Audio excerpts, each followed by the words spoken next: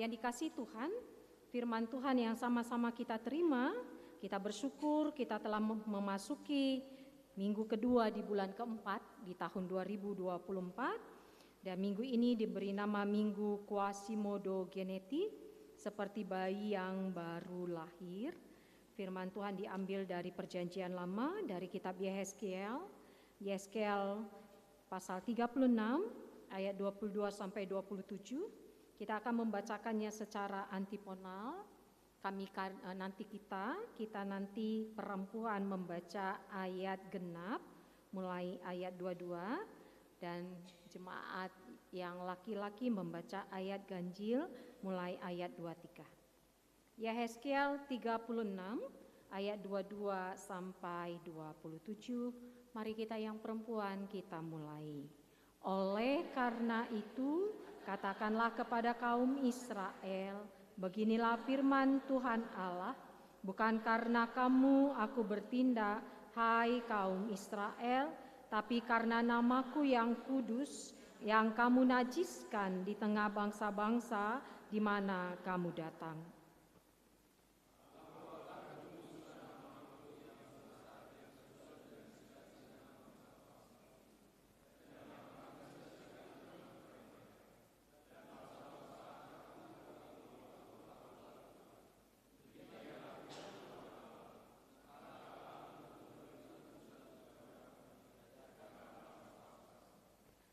Aku akan menjemput kamu dari antara bangsa-bangsa dan mengumpulkan kamu dari semua negeri dan akan bawa kamu kembali ke tanahmu.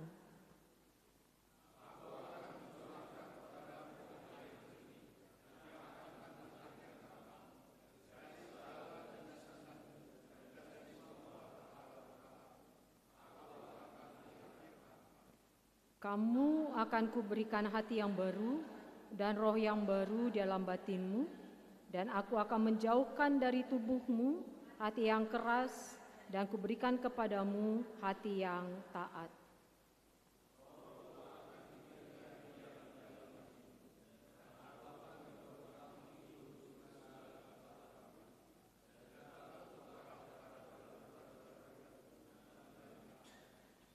Sedemikian jauh firman Tuhan yang akan sama-sama kita renungkan. Shalom Bapak Ibu saudari kasih Tuhan.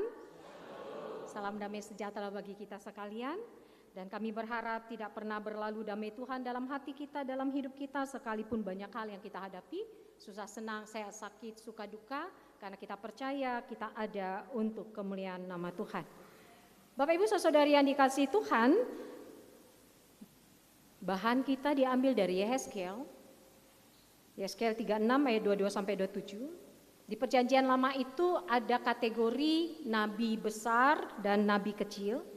Tapi besar kecilnya nabi itu bukan karena kuasanya, tapi panjang pendeknya firman yang disampaikan, pesan Allah yang disampaikan. Nah, nabi besar di Perjanjian Lama itu ada 3, Yesaya, Yeremia, Yehezkiel.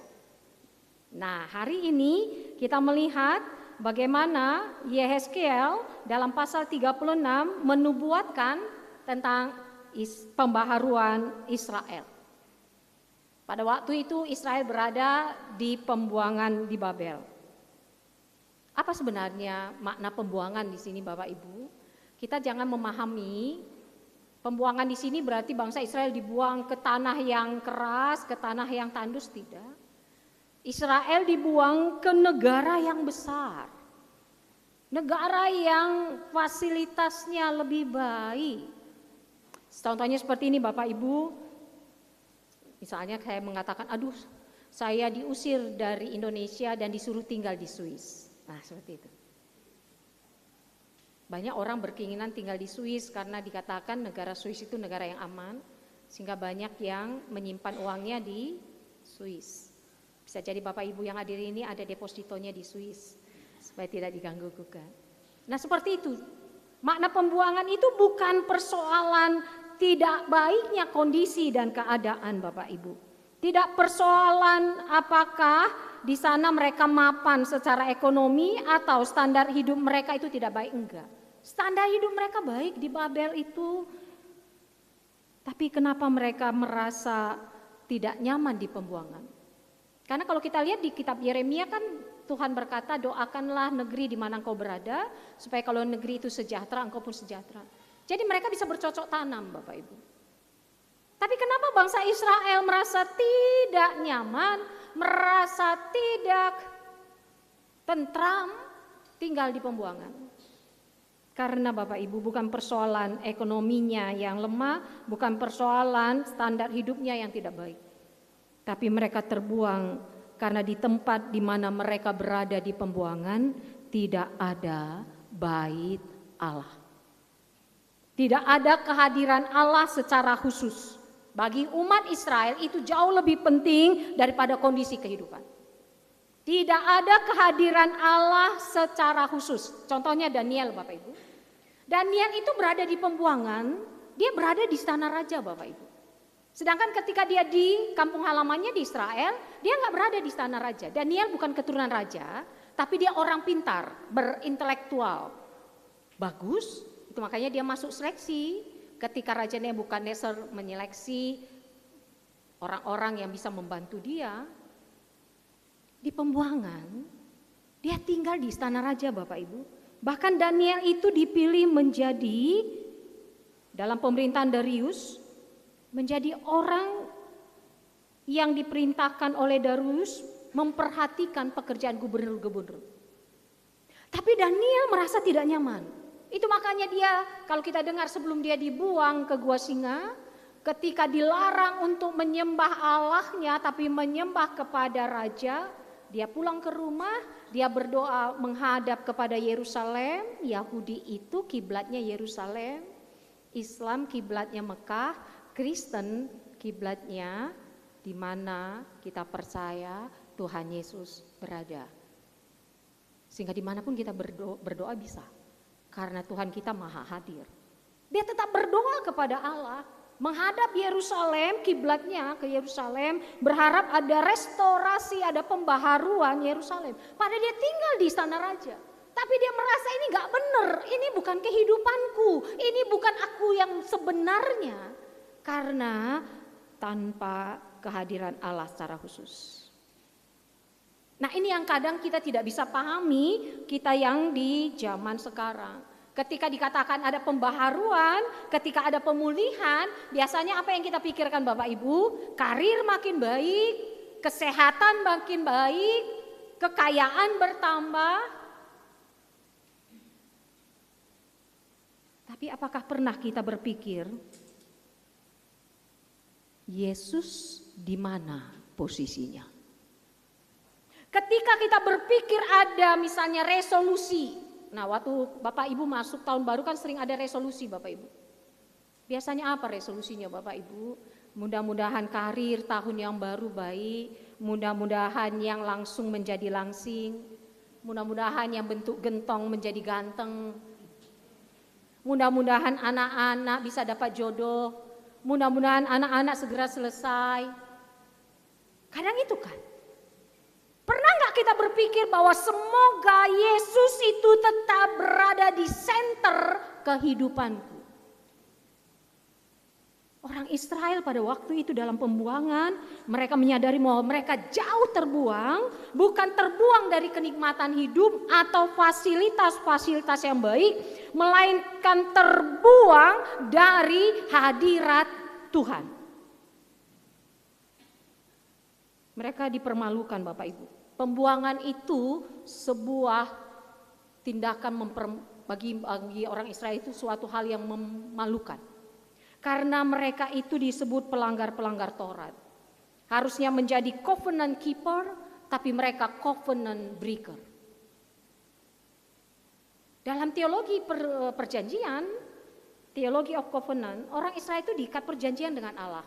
Allah berkata, Yahweh berkata, berjanji bahwa ia akan menjadi Allah Israel, tapi Israel juga menjadi umat Allah. Saling memiliki, saling berkomitmen seperti perkawinan. Perkawinan antara Allah dengan umatnya. Itu makanya beberapa kali kita mendengar pengantin laki-laki. Ingat perumpamaan 5 perempuan pintar, 5 perempuan bodoh? ketika dia hendak siap-siap menyambut kedatangan sang pengantin. Itu makanya perkawinan di orang Kristen bukan hubunganku dengan istriku, bukan hubunganku dengan suamiku, bukan kalau aku suka dia suka aku jalan, tapi kalau aku udah bosan kita boleh bubar. Perkawinan orang Kristen gambaran perjanjian kita dengan Allah. Itu makanya hai suami, kasihlah istrimu seperti Kristus mengasihi umatnya. Hai istri, tunduklah pada suamimu seperti engkau tunduk pada Kristus.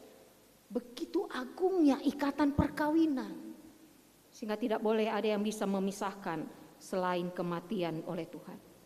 Kalau kita baca di Samuel, kitab Raja-Raja, di situ dinyatakan banglasan Israel dibuang oleh Tuhan ke tangan bangsa-bangsa yang tidak mengenal Tuhan karena Israel tidak taat, karena Israel mendua hati, dalam tanda petik karena Israel selingkuh. Karena ada berhala dalam kehidupan Israel. Berhala itu apa Bapak Ibu? Berhala itu bukan berarti mereka melengsarkan Allah, Abraham, Ishak, Yakub, enggak. Tetap menyembah Yahweh, tapi ada yang lain di samping Yahweh. Menyembah Yahweh, tapi juga menyembah dewa-dewa yang disembah bangsa-bangsa pada waktu itu. Bagaimana dengan kehidupan kita orang Kristen saat ini Bapak Ibu? Setan itu pintar Bapak Ibu. Dia nggak suruh kita murtad kok, dia nggak suruh kita untuk tinggalkan Yesus. Tapi setan bilang ikut Yesus, tapi antara Yesus dan kekayaan. Bukan Yesus satu-satunya yang kusembah, ada hal-hal di sekeliling Yesus, antara Yesus dan kekayaan. Demi kekayaan Yesus disimpan dulu di gudang. Antara Yesus dengan karir, demi karir Yesus disimpan dulu di gudang. Yesus dibelakangkan dulu, antara Yesus dan sosial media, antara Yesus dan teknologi, atau antara Yesus dan keinginan.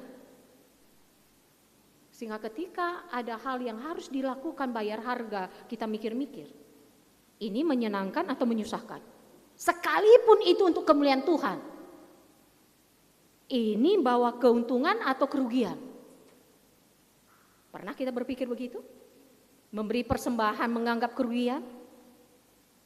Memberi persembahan menganggap ini sesuatu yang berat, padahal persembahan untuk Tuhan? Jangan-jangan sudah ada berhala di kita, harta kita. Kita berharap berkat yang luar biasa, tapi ketika memberi kepada Tuhan kita hitung-hitungan. Kita minta berkat dengan 2 tangan yang lebar, tapi memberi kepada Tuhan dengan nominal terkecil.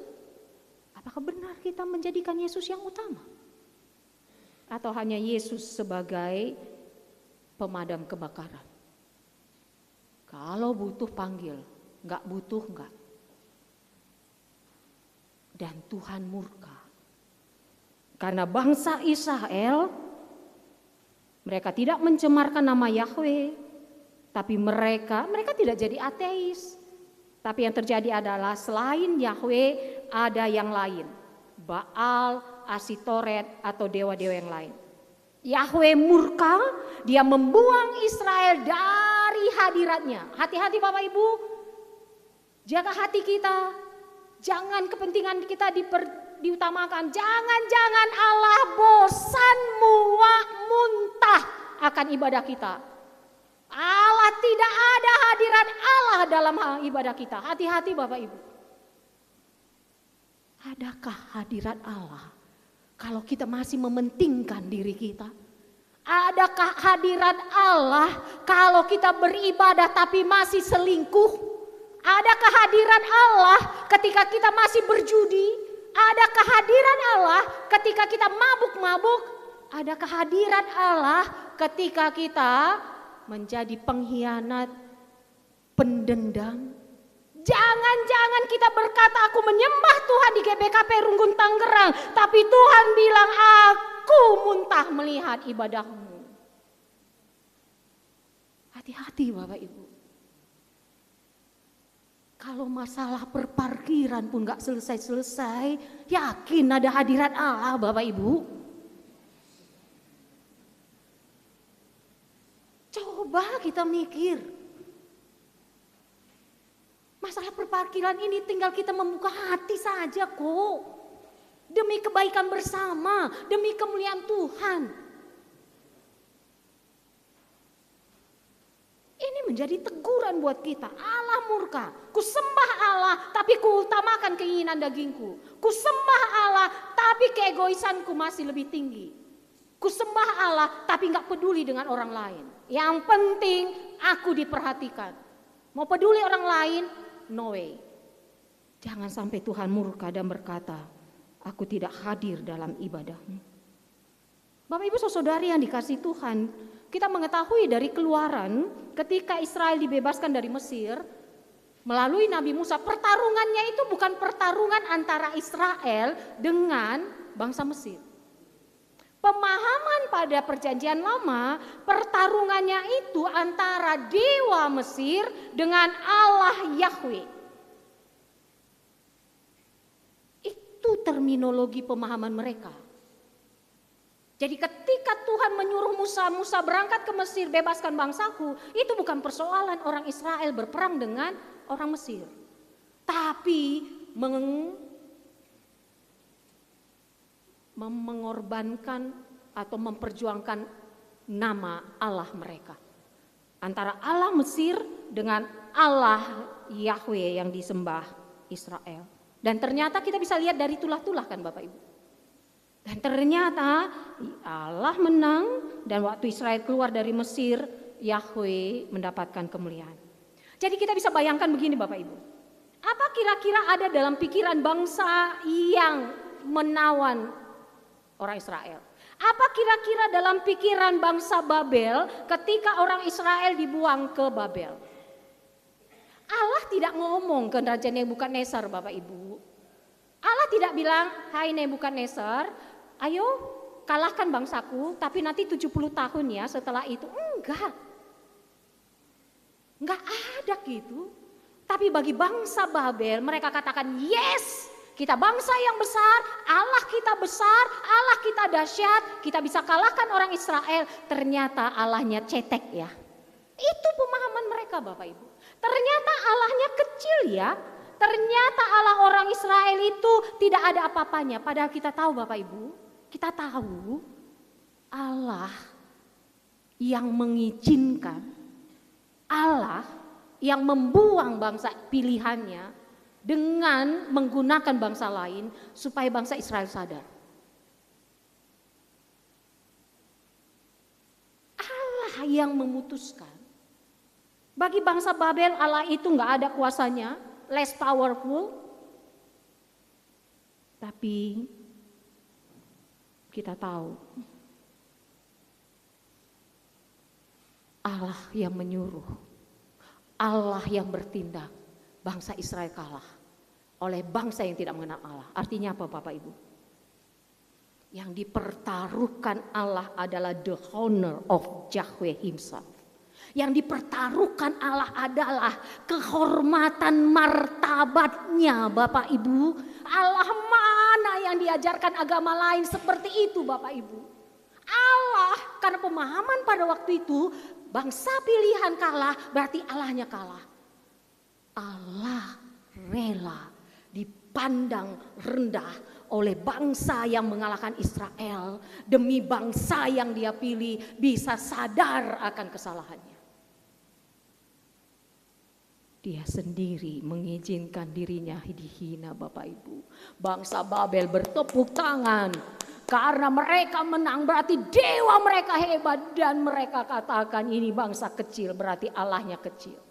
Allah mana yang mengorbankan harkat martabatnya demi bangsanya yang tegar tengkuk Bapak Ibu.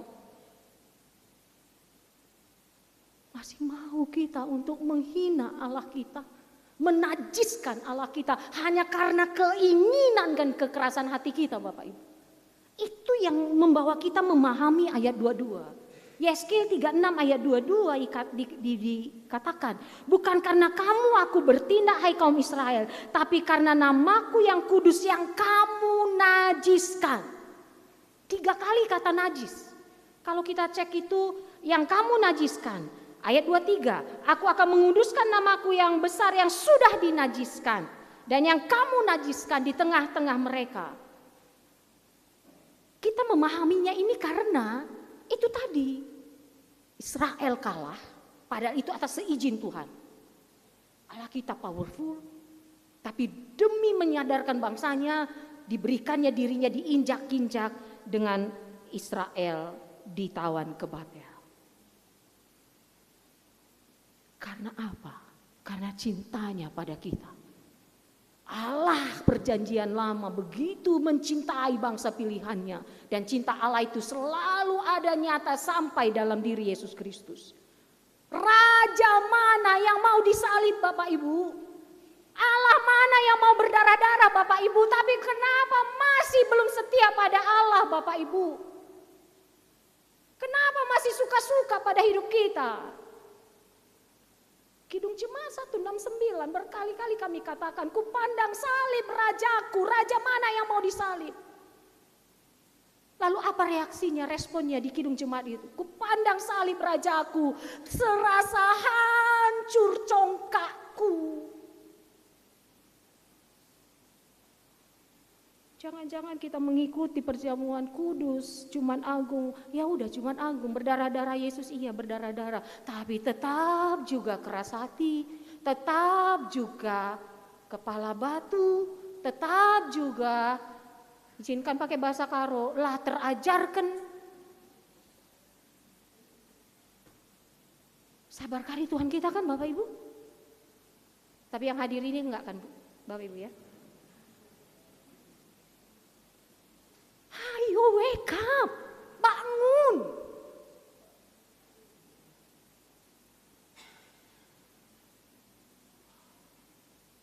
Pernah nggak kita berpikir ketika kita cikura? Pernah nggak kita berpikir ketika kita mengkhianati? Pernahkah kita berpikir ketika kita selingkuh? Bukan kita selingkuh. Pernahkah kita berpikir ketika ada yang selingkuh umat Tuhan? Pernahkah kita berpikir ketika ada tetangga kita tersakiti oleh perbuatan kita?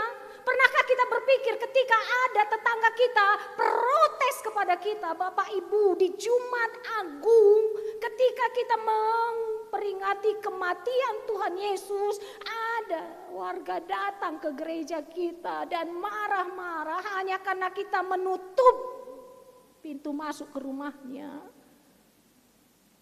Pernah gak kita berpikir ketika mendengar itu lalu kita berkata, celakalah aku ya Tuhan, karena aku sudah mempermalukan Engkau. Pernahkah kita berpikir ketika ada orang yang kita sakiti, ketika ada orang yang menderita akibat perkataan kita, atau kita mau mengatakan ya salah sendiri, kenapa dia ganggu aku? Aku kan gak ganggu dia. Tapi aku jangan diganggu. Itu bukan pola pikir anak Tuhan Bapak Ibu. Kalau kamu gak ganggu aku gak ganggu. Tapi kalau kamu ganggu aku lebih pintar mengganggu. Itu bukan anak Tuhan Bapak Ibu. Pernah gak kita berpikir celakalah kami Tuhan. Beribadah kami padamu tapi ada masyarakat sekitar yang terganggu. Ada masyarakat sekitar yang protes. Masih kehadiran Allah di kita.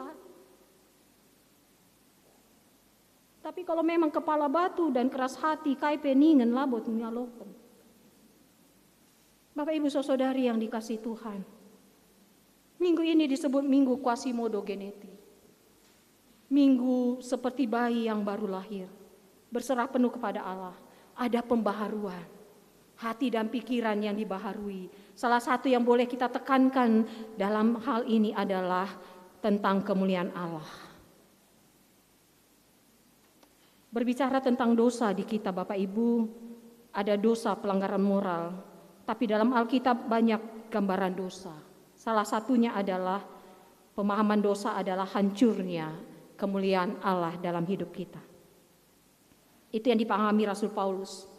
Ketika dia menulis di Roma bahwa kejatuhan dari dosa adalah hilangnya, rusaknya kemuliaan Allah.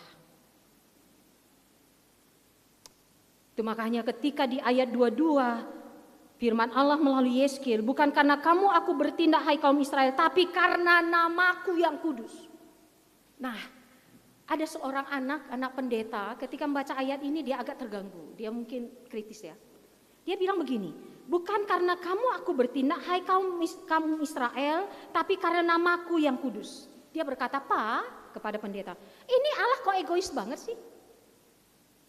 Kok Allah bilang bukan karena bangsa Israel, tapi karena namaku yang kudus? Berarti Allah egois dong. Kita kan imago Dei, gambaran Allah, berarti kita boleh egois dong. Karena kan kata-katanya, tapi karena namaku yang kudus. Tapi bapaknya bilang, nah itu mau menunjukkan Allah yang teratas, yang terutama, dia yang paling atas, tidak ada Allah yang lain. Berarti dia harus menjaga kemuliaannya, memperjuangkan kemuliaannya. Tapi ingat, kita ini ciptaan. Ciptaan naturnya adalah bukan senter diri, tapi pusatnya untuk kemuliaan Tuhan. Bapak Ibu, imani kata-kata kami ini.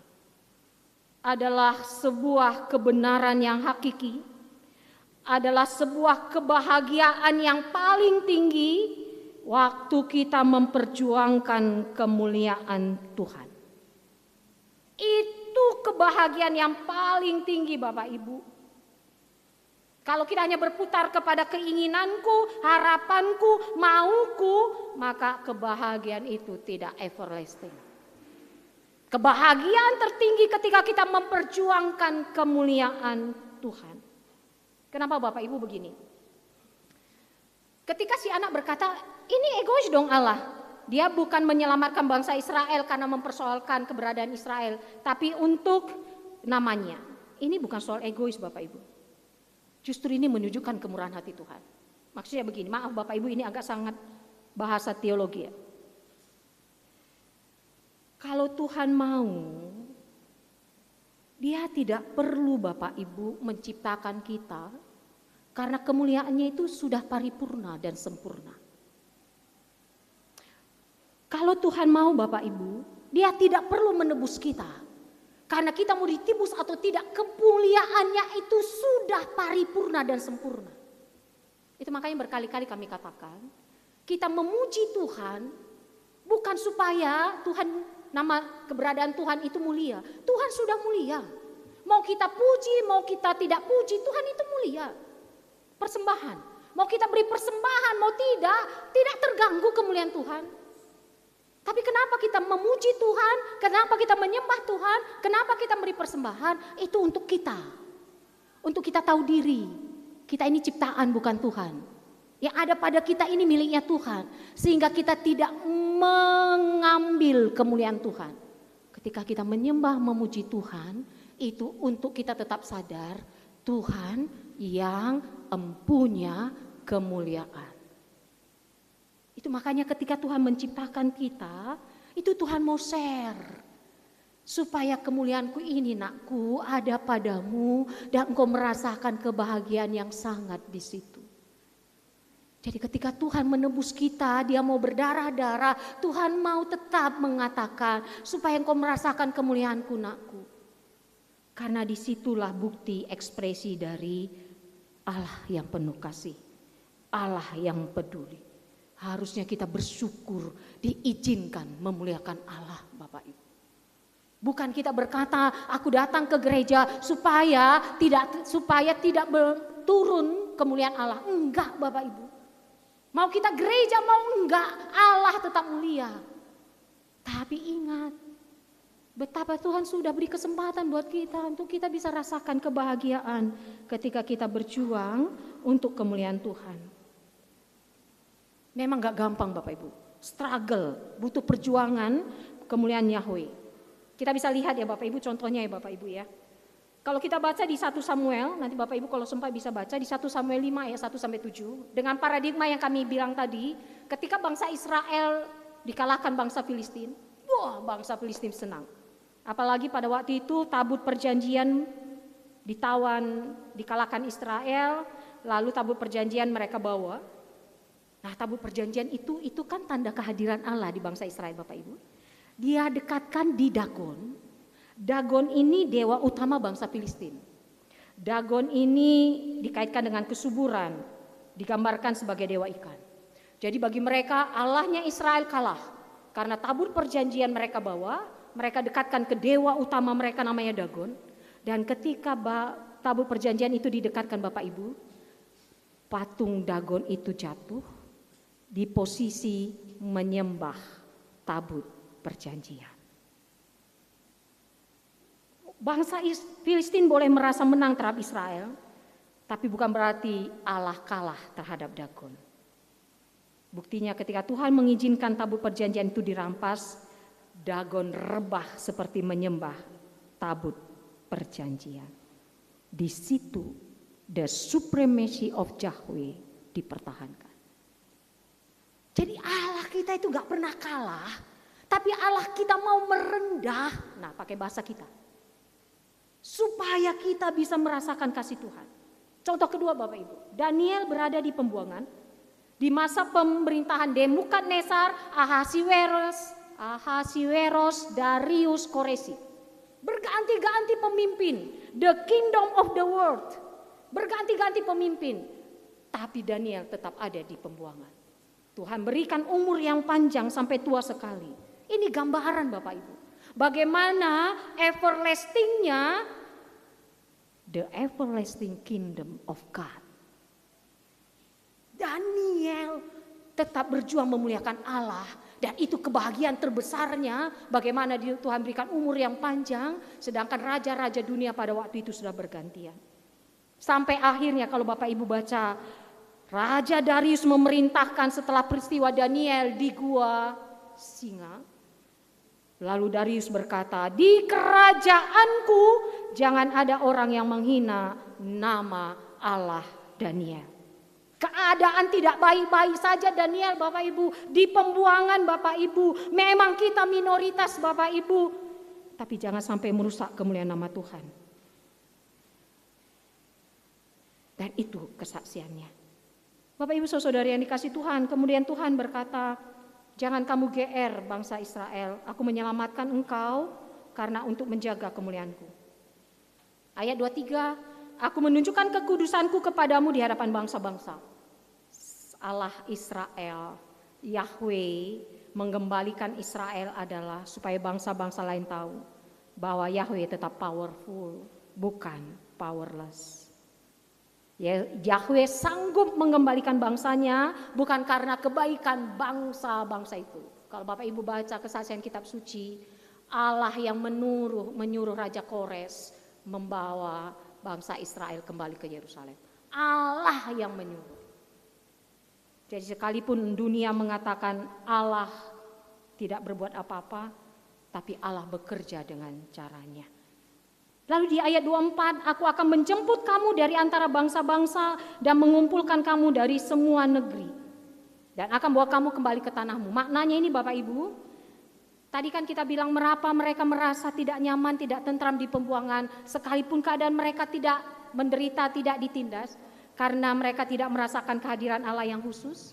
Maka di ayat 24 inilah Allah mengatakan, aku menjemput engkau supaya mereka mengalami kembali kehadiran Tuhan yang khusus. Kita lihat waktu Musa dipanggil Tuhan, ketika dia menemukan semak belukar yang menyala, apa kata Tuhan Bapak Ibu? Tanggalkan kasutmu, ini tempat yang kudus. Dan tidak di semua tempat kan Tuhan bilang. Itu makanya di gereja kita kan tidak ada peraturan tanggalkan kasutmu kan. Tapi kalau pakai sendal yang bersih pula lah ke gereja, jangan pula becek-becek masuk ke gereja kan begitu. Kita percaya Allah Maha Hadir. Tetapi kehadiran Tuhan yang khusus itu perlu tetap ada kita jaga. Dan gereja ini salah satu tempat kehadiran Allah yang khusus Bapak Ibu. Itu makanya kalau kamu bawa permen, bonbon, jangan kamu tinggalkan sampahnya di gereja ya Bapak Ibu ya. Ini tempat hadirat Allah yang khusus. Kalau kamu bawa minuman, air mineral, jangan ditinggalkan di gereja. Ini tempat hadirat Allah yang khusus. Terkadang luar biasa kita kan Bapak Ibu. Kita tinggalkan sampah di tempat Allah yang khusus. Sabar kali Allah kita kan. Itu makanya tolonglah. Berkali-kali diingatkan setiap ada acara Bapak Ibu, ini sampah di mana-mana Bapak Ibu. 136 tahun loh ngusena berita semeriah sama orang karo. Kau nggak berubah-ubah ya Bapak Ibu ya. Ini ibadah ini tempat yang khusus kehadiran Allah. Itu makanya Tuhan katakan khususkanlah hari Sabat. Harinya itu sama tapi hari yang khusus untuk Tuhan. Di kita di hari Minggu. Oleh karena itu ibadah ini tolong dijaga Bapak Ibu. Allah ada kok di mall. Di mall apa di sini? Tangerang City ya. Allah ada di mana-mana. Tapi ini tempat yang khusus. Itu makanya kalau masih ada kita si cian-cianan di sini, jangan-jangan hadirat Tuhan gak ada pada kita Bapak Ibu. Lalu terakhir Bapak Ibu di ayat 26 dan 27, kamu akan kuberikan hati yang baru dan roh yang baru dalam batinmu, dan aku akan menjauhkan dari tubuhmu hati yang keras. Kalau bahasa karonya, kuagui pusuh nusi mekeng. Kami baca bahasa karonya supaya kita ngerti. Kuagui pusuh nusi mekeng bagi batu. Susah sekali menghadapi orang mekeng Bapak Ibu. Akapnya dia pintar padahal bodoh tingkat dewa.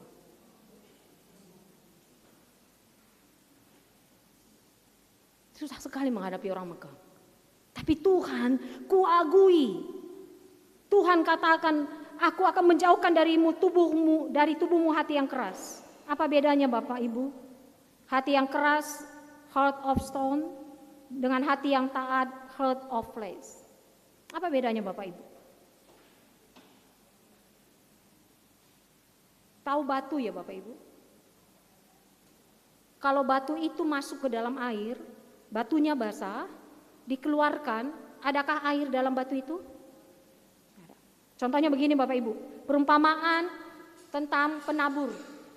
Kan ada dikatakan di Matius, lalu keluarlah penabur benih, taburkannya benih, ada yang jatuh di tanah berbatu, semak belukar, tepi jalan, tanah yang subur. Pertanyaannya, siapa yang menentukan benih itu jatuh di tanah berbatu, semak belukar, pinggir jalan, dan tanah yang subur? Siapa yang menentukan Bapak Ibu? Manusia. Siapa yang nentuin? Manusia. Ya, jangan dibilang Tuhan. Kalau Tuhan yang nentuin, liah naring geluh ta. Gak bisa lagi kita buat-buat. Kalau Tuhan bilang, kamu menjadi orang mekeng kata Tuhan. Gak ada lagi kekuatan kita Bapak Ibu. Benar. Yang menentukan benih itu jatuh di tanah berbatu, semak berduri, pinggir jalan, tanah subur kita. Makanya kalau beribadah itu, siapkan hati. Karena iblis gak suka kita beribadah Bapak Ibu. Jadi selalu banyak godaan. Mulai dari rumah sampai gereja itu bisa menggoncang iman Bapak Ibu. Berjalan dari Harkot saja ke gereja kalau kamu cipen, yang gue menang iblis Bapak Ibu.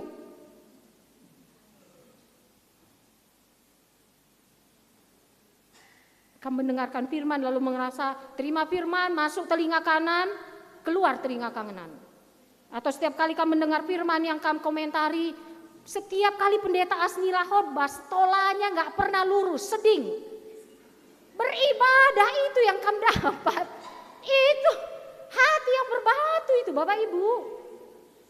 Atau kamu bilang kamu ahli bahasa ini, bahasa pendeta Asnila ini gak menurut grammar ini. Masa narkobai, masa caci maki caci. Adi engen, kalau bahasa karo lagi. Kalau itu yang kami ingat, itu hati batu Bapak Ibu.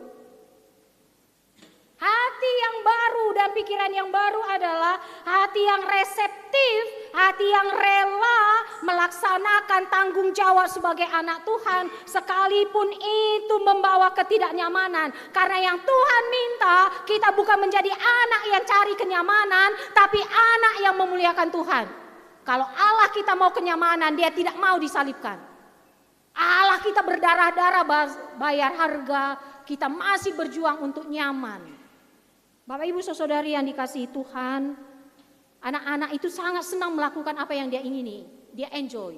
Tapi kalau disuruh aturan, lakukan ini syaratnya, dia kesel.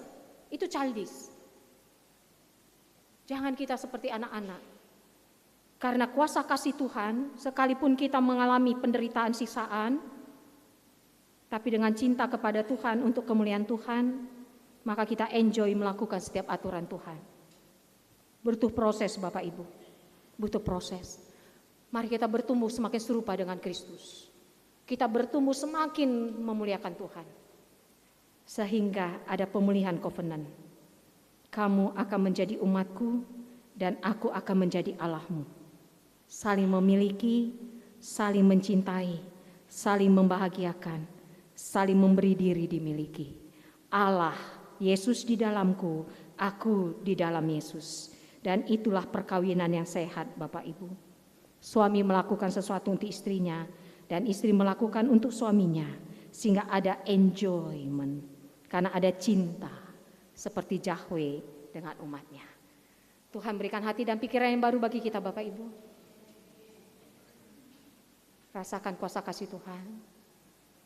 Jangan lagi mudah kelcipan, tapi selalu belajar apa kehendak-Mu Tuhan. Karena semua yang kita lakukan dasar cinta kepada Tuhan. Untuk hormat kemuliaan nama Tuhan. Amin, mari kita berdoa. Bapa di surga, terima kasih untuk firman-Mu. Sekali ini agak panjang firman-Mu disampaikan hamba-Mu, karena perlu pemahaman mendasar tentang teologi pemulihan restorasi. Bukan pemulihan kehidupan kami, tapi pemulihan hati kami. Tuhan intervensi kami. Tuhan berkata akan memberikan hati yang baru dan pikiran yang baru. Tolong kami ya Tuhan, setiap anak-anak-Mu. Setiap kami yang telah mempercayai Yesus mati dan bangkit. Setiap kami akan mengalami restorasi, pembaharuan, pemulihan. Tapi itu tidak gampang. Karena pasti banyak godaan. Kami masih hidup dalam daging. Tolong kami berproses. Tolong kami ya Tuhan. Sehingga kami ada untuk kemuliaan Tuhan. Kami ada untuk merasakan hadirat Tuhan. Kami ada untuk hormat kemuliaan nama Tuhan. Karena Tuhan berkata, kamu adalah umatku, aku adalah Allahmu. Saling memiliki, saling mencintai, saling memberi diri. Yesus di dalamku, aku di dalam Yesus. Makasih Tuhan, terima kasih.